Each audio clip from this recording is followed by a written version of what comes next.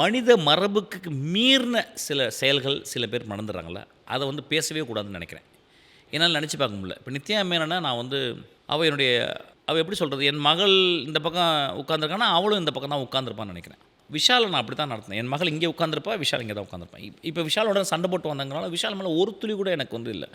விஷால் என்றைக்குமே எனக்கு ஆச்சரியமானவன், என்றைக்குமே என்னுடைய குழந்தை நண்பனவன், என்னை இன்னும் நேசிக்கிறான்னு நான் நம்புகிறேன். ஆக்சுவலி நந்தலாலாவில் வந்து ஆடிஷனுக்கு வந்துட்டு நிராகரிக்கப்பட்டவன் தான் வந்து தியாகராஜன், நம்ம விஜய் சேதுபதி. நீ வேணான்னு சொல்லி நிராகரிச்சிட்டேன். அந்த கோவம் எனக்குள்ளே வச்சுட்டு அவன் பெரிய டைரக்டர், பெரிய ஆக்டர் ஆன பிறகு 10 வருஷத்துக்கு அப்புறம் வந்து என்னைய பார்த்துட்டு கோவமாக போனதும் இருக்குது.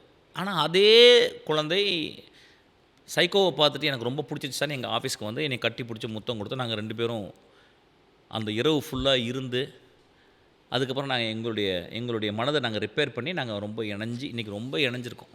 இப்போ என் வீட்டில் ஒரு பையனா, அவன் வீட்டில் அவன் மனைவிக்கு நான் ஒரு அண்ணாவா நான் இருக்கிறேன். ஆக்சுவலாக நாசர் வந்து நான் சித்திரம் பேசி முடிச்சுட்டு வெளியே ப்ரிவியூ பார்த்துட்டு வெளியே வரவர் மூஞ்சியெல்லாம் அப்படியே செகப் ஆகிட்டு அவருடைய வாட்சை கழட்டி என் கையில் மாட்டினார், அந்த அண்ணாச்சி மாதிரி.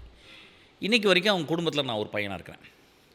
ஒருவேளை நான் என்னுடைய நடிகர்களை வந்து நான் ரொம்ப சில பேர்கிட்ட ரொம்ப கடுமையாக இருப்பேன், கெட்ட வார்த்தையெல்லாம் நிறைய பேசுவேன். ஆனால் அது மியூசிக்கல் அவங்களுக்கு இருக்கும்னு நினைக்கிறேன்.